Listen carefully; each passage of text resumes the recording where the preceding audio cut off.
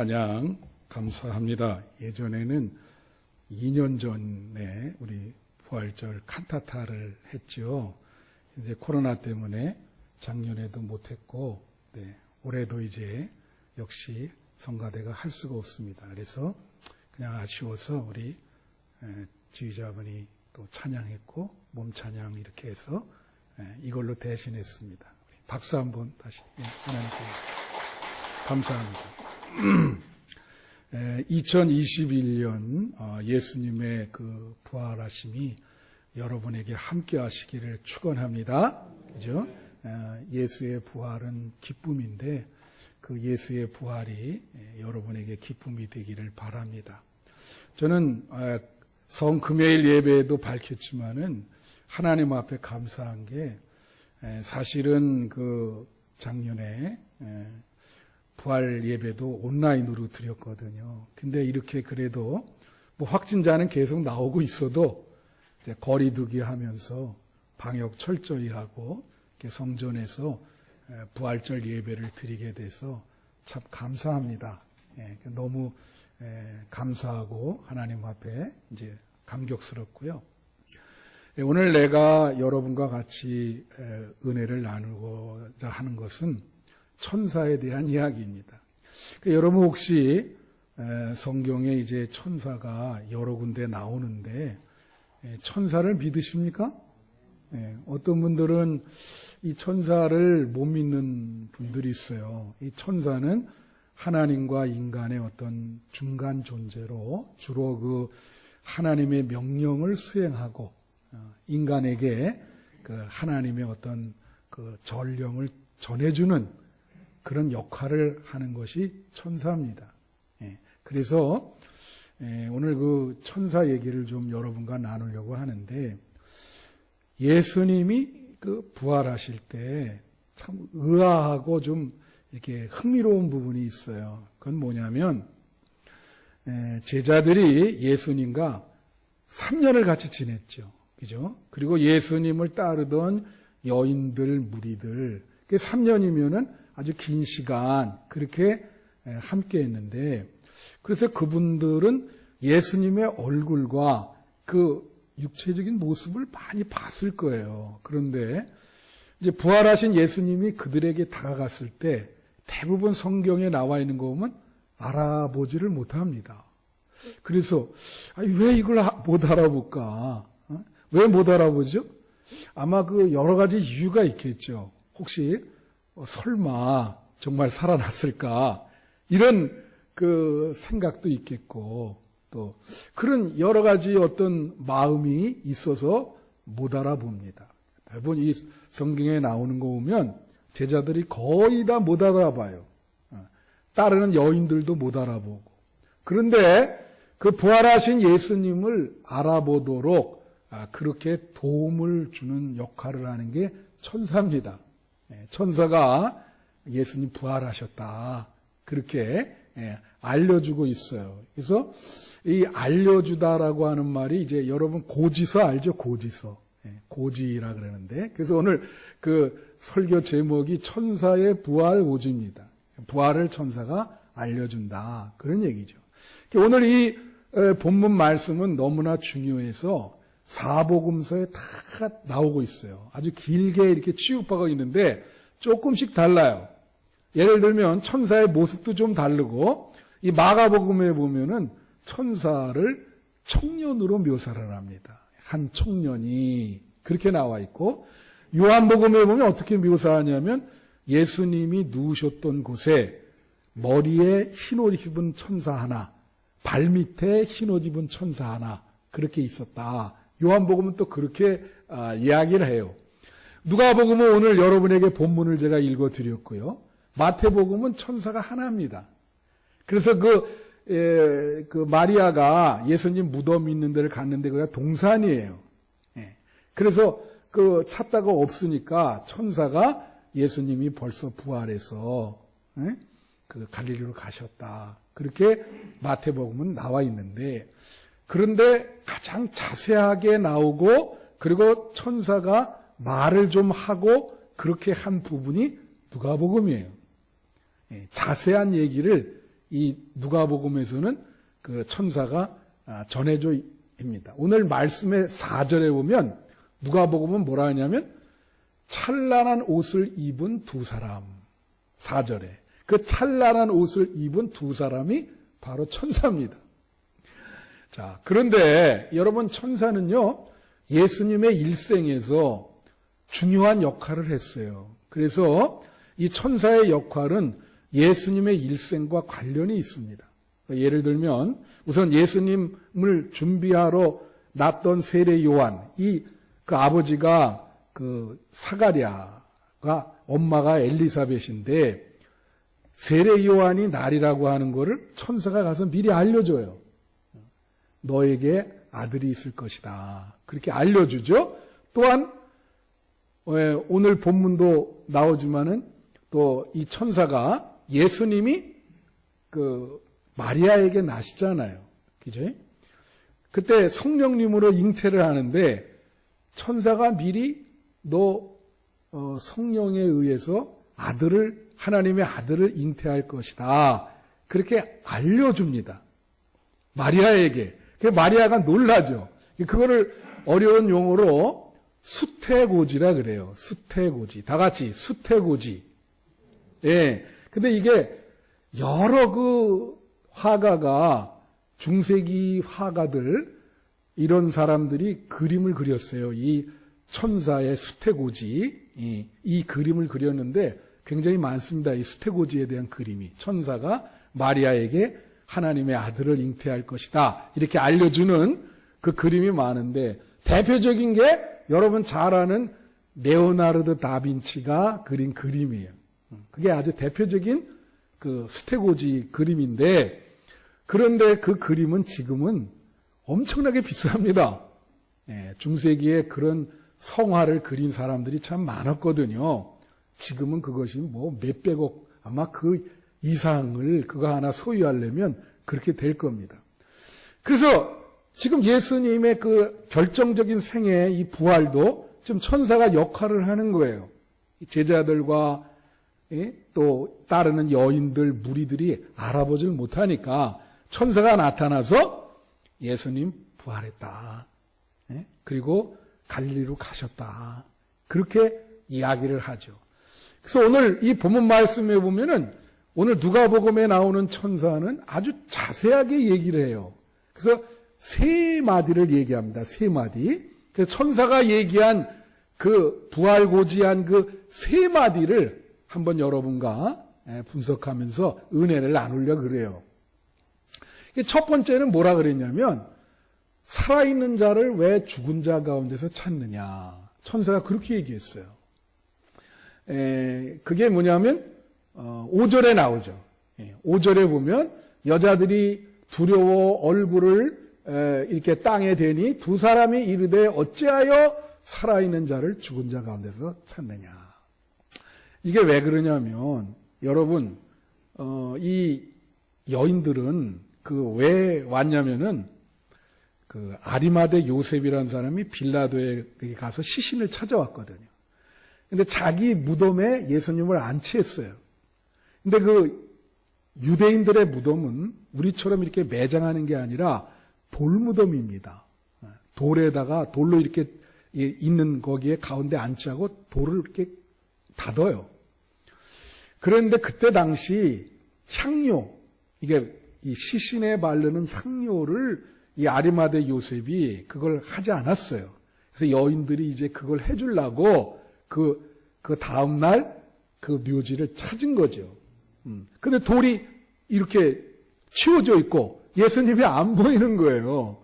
야, 이게 어찌 된 일이냐. 그러면서 막 이렇게 두리두리 막 여기저기 찾는데 이제 천사가 왜 살아있는 자를 죽은 자 가운데서 찾느냐. 그렇게 말을 한 거죠. 여러분, 우리는 죽은 예수를 믿는 게 아니라 살아있는 예수를 믿습니다. 그죠? 할렐루야. 예수님은 오늘날도 살아계시는 줄로 믿습니다. 여러분, 우리는 죽은 하나님을 믿는 게 아니라 살아계신 하나님을 믿는 거예요. 신앙의 제일 기초가 하나님이 살아계신가? 하나님이 죽어 있는가? 이거예요. 여러분, 하나님이 살아계신 걸 믿습니까? 그래서 히브리서 11장 6절에 보면 하나님께 나아가는 자는 반드시 그가 살아계신 것과 그를 찾는 자들에게는 상을 주시는 자이심을 믿어야 할지니라. 그 우리가 만약에 하나님이 살아있다고 믿는다고 한다면 정말로 우리는 하나님 앞에 두렵죠. 하나님이 살아계신데 내가 이렇게 행동하면 안 되죠. 하나님이 살아계신데 천국이 있는데 내가 더 열심히 신앙생활해야 되고 우리는 살아계신 하나님을 믿는 거니까. 여러분 가정에 우리 교회에 하나님이 살아계시기를 축원해요. 네. 그런데 여기 이제 오늘 본문에 보면 이 사람들이 엉뚱한 데 가서 찾았다 이거죠. 천사가 얘기하는 거는 벌써 살아계셔서 갈릴리로 갔는데 너는 한 발 늦었다. 왜 이렇게 엉뚱한 데 와서 찾느냐. 그렇게 얘기를 하는 거예요. 우리가 살아계신 예수님을 엉뚱한 데서 찾는 사람이 있어요. 예를 들면 이렇게 지금 꽃이 만발하니까 우리 꽃구경 가서 부활하신 예수를 만날까? 이렇게 얘기하는 분도 있습니다. 여러분, 부활한 예수님이 물론 거기에도 있겠지만 우리가 살아계신 예수님을 찾으려면 어디를 가야 되겠어요? 그죠? 우리 교회에 예수님께서 살아계시는 줄로 믿습니다. 또 여러분 마음속에 예수님이 부활하셔서 살아계시는 줄로 믿습니다. 그래, 여러분 가정에도 예수님이 부활하셔서 살아계셔서 여러분 가정과 함께 하시는 줄로 믿습니다. 예. 그래서 이 부활하신 예수님을 엉뚱한 데에 가서 찾으면 안 된다. 그걸 이제 천사가 얘기한 거예요. 두 번째, 이 천사는 뭘 얘기하냐면 예수님의 말씀을 기억하라 그랬어요. 평소에 예수님이 하시던 말씀을 기억하라. 그게 오늘 말씀의 6절에 나오죠. 여기 보면 여기 계시지 않고 살아나셨느니라. 갈릴리에 계실 때 너희에게 어떻게 말씀하셨는지를 기억하라. 예수님의 말씀을 기억하라. 이게 천사의 그 이야기예요. 중요한 이야기예요. 여러분, 신앙생활은요, 기억하는 겁니다. 믿음의 내용을 기억하고 하나님의 말씀을 기억하고 과거에 은혜 받은 사건을 망각하지 않고 기억하는 거예요. 제가 여러분에게 하나 물어볼게요. 여러분, 믿음의 내용을 얼마나 기억하십니까? 하나님의 말씀을 얼마나 기억하십니까? 여러분, 혹시 어려울 때 여러분에게 하나님이 은혜를 주셨는데 그 과거의 은혜를 망각하지는 않으셨는지? 신앙생활은 기억하는 건데 여기 천사가 예수의 말씀을 기억하라. 왜 그걸 잊어먹냐? 여러분, 구약 성경에 제일 많이 나오는 말이 기억하라예요. 왜 기억하라가 나온지 아십니까? 이스라엘 백성이 애굽에서 노예 생활을 했어요. 출애굽을 시킬 때 하나님이 기적과 은혜를 많이 베풀었습니다. 그런데 광야로 들어가기 그때부터 이 친구들이 하나님의 은혜를 망각하는 거예요. 기억을 못해요. 과거에 준 그 하나님의 은혜를 기억을 못해요. 우리가 그런 말 있잖아요. 화장실 들어갈 때 다르고 나올 때 다르다고. 전혀 기억을 못하니까 그냥 그 광야 생활에서 막 혼선이 빚고 우왕좌왕 방황하고 원망과 불평하면서 아주 그냥 이 인생 자체가 길을 잃은 그런 아주 정말로 형편없는 그런 인생길이 돼버린 거예요. 이유는 기억하지 못했기 때문에, 망각했기 때문에. 여러분, 하나님의 말씀과 하나님이 여러분에게 주신 은혜를 기억하세요. 정말로 중요합니다. 그걸 망각하면 하나님이 참 섭섭하게 생각하셔요. 기억하셔야 돼. 신앙생활은 그걸 기억하는 거예요. 여러분, 제가 좀 좋아하는 그 분이 있는데 그 앙리 베르그송이라고, 이분이 기억을 두 가지로 구분을 해요. 그 하나는 뭐냐면 습관적인 기억이 있고 순수한 기억이 있어요. 습관적인 기억은 뭐냐면 습관과 동의어입니다. 예를 들면 우리는 무의식적으로 어떤 기억을 하냐면 점심 되면 밥을 먹어야 된다. 그런 게 습관적인 기억이에요. 만약에 10시쯤 넘어가면 잠을 자야 된다. 이것은 어떤 자극에 대한 기계적인 반응입니다. 그래서 그런 기억들을 여러분들이 많이 알아서 그걸 지금 무의식적으로 활용하고 있죠. 근데 이거는 동물도 그렇게 해요. 놀라운 거는. 근데 동물과 다른 인간의 기억이 있는데 뭐냐면 인간은 동물과 달리 어떤 기억을 하냐면 어떤 사건을 만났어요. 네? 그 사건을 이렇게 이해하고 해결하면서 그 사건을 마음에 두어요. 마음속에. 그리고 미래에 또 비슷한 어떤 사건을 만날 때 마음에 두었던 그 기억을 위로 올려가지고 떠오릅니다. 그래서 우리는 이렇게 살면서 그런 나만이 가지고 있던 경험들을 내 마음속에 기억 속에 담아두는 거예요.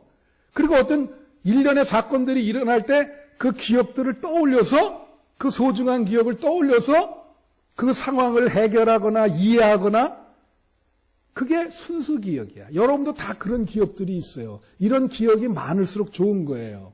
그죠? 그래서 저는 이거를 이렇게 봅니다. 이해적인 기억이다. 다 같이 이해적인 기억. 기억을 할 때 그 이해하는 게 중요해요.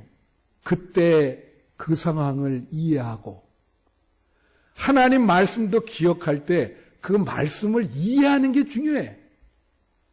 그냥 암기가 아니에요, 이거는. 이해적인 기억이야.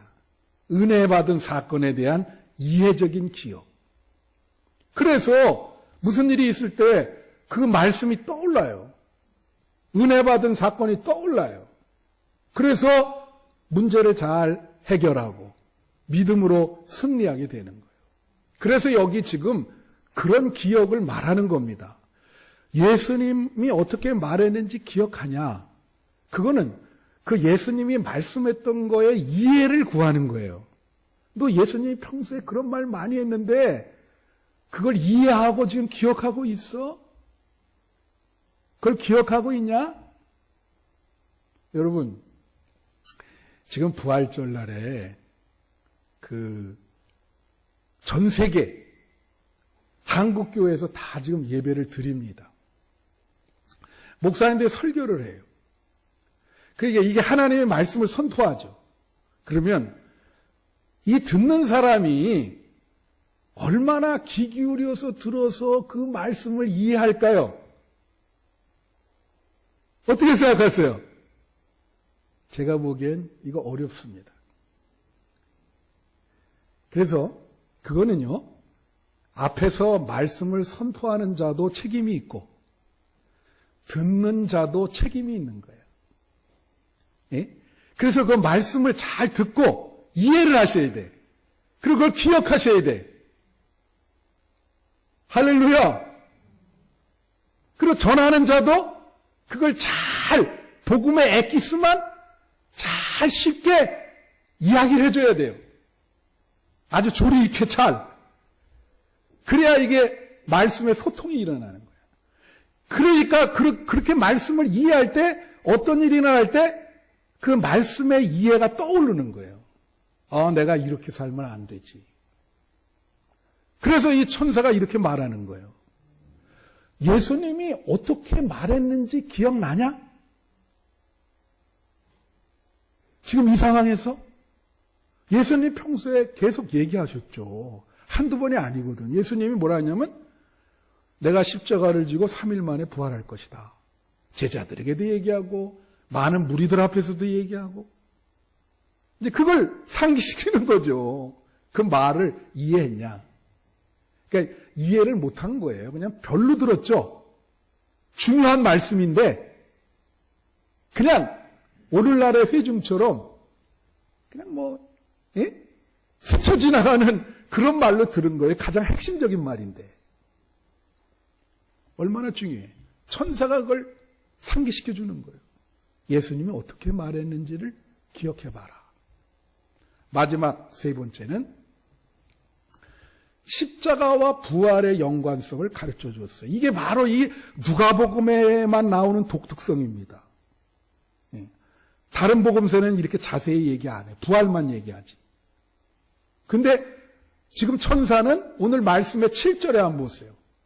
뭐라고 했냐면 이르시기를 인자가 죄인의 손에 넘겨져 십자가에 못 박히고 제3일에 다시 살아나야 하리라 하셨지 않느냐. 인자가 누구냐면 예수님이에요. 이 천사는 지금 뭐라냐면 예수님이 죄인들의 손에 넘겨져서 십자가에 못 박히고 3일 만에 부활한다고 얘기하셨지 않냐. 여기 보면 이 천사는 믿음의 내용을 좀 얘기하고 있어요. 그죠? 근데 그게 뭐냐면 십자가와 부활이야. 그러니까 부활을 십자가와 연관져서 지금 그 여인들에게 이야기를 하고 있는 거예요. 다른 복음서와는 달리. 이게 중요해. 여러분, 십자가 없는 부활은 없습니다. 십자가 없는 부활은 없어요. 그리고 부활이 없는 십자가는 공허합니다. 십자가가 있은 다음에 반드시 부활이 있어야 돼. 예수님이 살아나셔야 돼. 할렐루야. 네? 그래서 이걸 천사가 지금 우리의 믿음의 엑기스, 복음의 중심을 얘기하는 거예요. 죄인들의 손에 넘겨졌다가 십자가를 지시고 3일 만에 부활하셨다는 것을 아느냐? 여러분 알아요? 이게 중요한 거예요. 여러분 우리 기독교 신앙의 양날개가 뭐냐면 비행기가 왜 뜹니까? 양날개가 있죠. 그 양날개가 없으면 비행기 못 떠요. 우리 기독교 신앙의 양날개는 십자가와 부활입니다. 십자가와 부활로 우리는 뜨는 거예요. 그래서 이 우리 신앙의 내용 중에 십자가와 부활의 균형이 필요해. 근데 가끔 가다 보면은 십자가와 부활을 벗어나는 신앙을 갖는 사람들이 있어요. 그걸 벗어나면 안 되거든요. 그죠? 그 대부분 이단들이 그렇지 않습니까? 예수의 십자가와 부활, 그걸 우리가 얘기하는데 이단들은 뭐 자기가 예수라 그러는 사람도 있고 그 중심에서 한참 벗어나죠. 제가 엊그제 신문을 보는데요. 여러분 허경영이라는 사람 아세요? 예. 그 신문에서 그 사람을 다뤘더라고요. 예. 근데 그 사람이 포천인가 어디에 무슨 하늘궁? 이름이 하늘궁이에요. 하늘궁 무슨 몇만 평의 그 센터를 줬어요. 그래 거기서 우리 기독교로 말하면 기도원처럼 건물을 지고 사람들이 거기 가서 살 수 있도록 하고 그리고 매일 거기서 강연을 해. 이 코로나 시기에도 강연을 하시더라고요, 그 양반이. 근데 그분이 뭐라고 말했는지 압니까, 그분은? 여러분? 그분이 이런 말 했어요. 나는 공중으로 부양한다. 뜬다 이거예요, 또. 자기는 이렇게 공중으로 부양한다. 그걸 믿으십니까? 또 뭐라 그랬죠? 박근혜 대통령이 나를 사모한다. 그래가지고 그것 때문에 명예훼손으로 감옥 갔다 왔거든요. 예? 그리고 이런 말도 했죠. UN 본부를 판문점에 자기가 옮겨주겠다. 그 얼마나 황당합니까, 그죠? 근데 놀라운 게 있어요. 그 양반이 부자가 됐더라고요.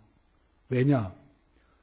거기에 매일 사람들이 가서 그 강연을 듣고 강연 들을 때 그냥 강연 듣는 게 아니라 돈 내고 듣더라고요. 그 따르는 사람이요. 몇십만이요. 외국에서도 거기를 찾아온대요. 야, 난 그거 보고, 여러분, 사람이 이렇게 어리석어요. 그렇게 어리석다고. 그러니까 이단이 이렇게 성행하는 거예요. 이해가 됩니까? 아니, 사람이 어떻게 또 다닌데, 자기가. 근데 그걸 믿거든. 많아요? 십자가와 부활이 벗어난 거죠. 이게. 십자가와 부활 신앙이 아니야. 여러분, 예수 그리스도의 십자가와 부활만을 믿는 여러분이 되시기를 바랍니다. 천사가 그렇게 고지했잖아. 십자가를 지시고 3일 만에 살아나셨느니라.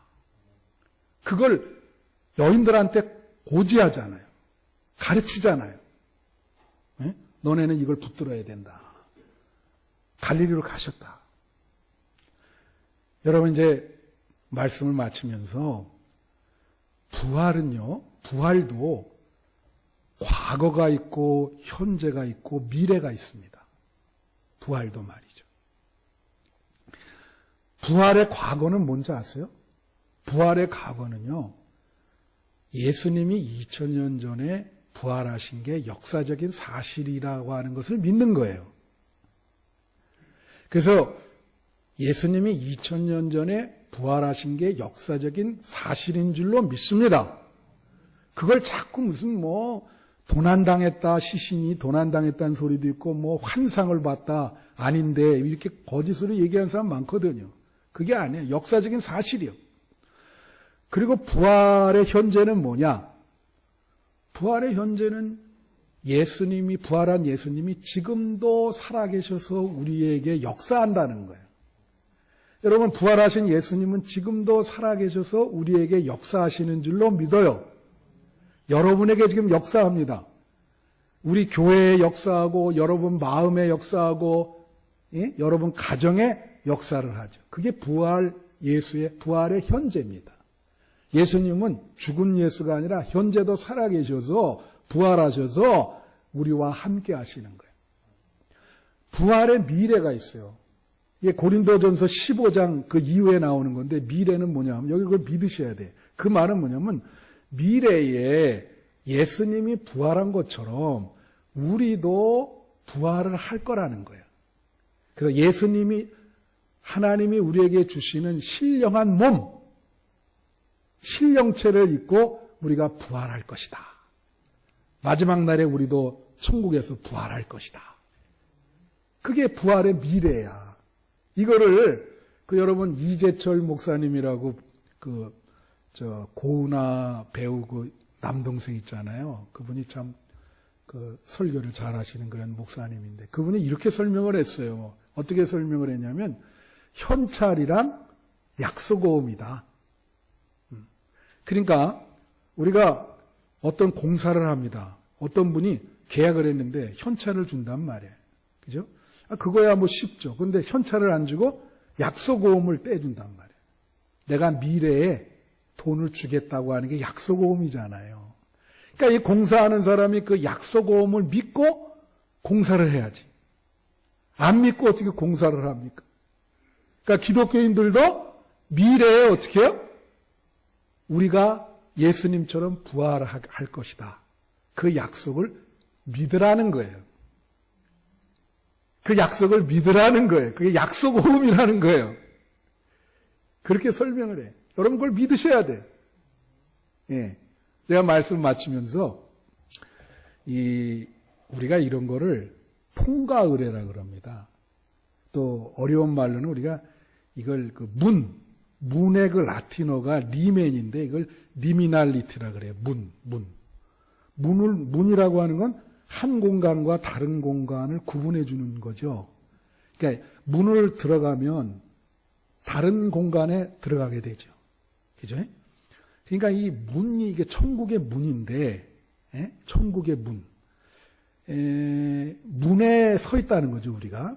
그래서 이제 부활을 뭐라고 얘기를 하냐면, 아기가 나올 때 말이죠. 머리부터 나오잖아요. 발부터 나오면 문제가 커요. 머리부터 이미 이게 들이박습니다.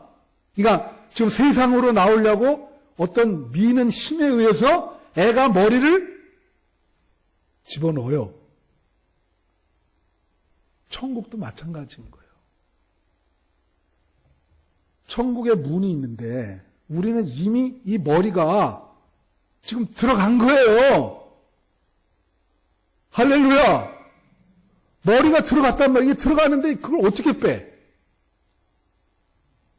지금 천국의 세계, 다른 세계로 이미 발을 내딛었단 말이죠.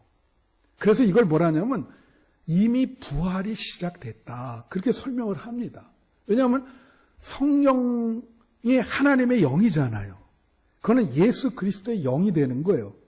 예수 그리스도의 영이 살아계셔서 지금 여러분 마음에 들어가 계시거든. 그러면서 여러분을 지금 천국에 가도록 지금 밀고 계시단 말이야. 그 입구에 지금 머리를 박도록 여기서 지금 밀고 강한 힘으로.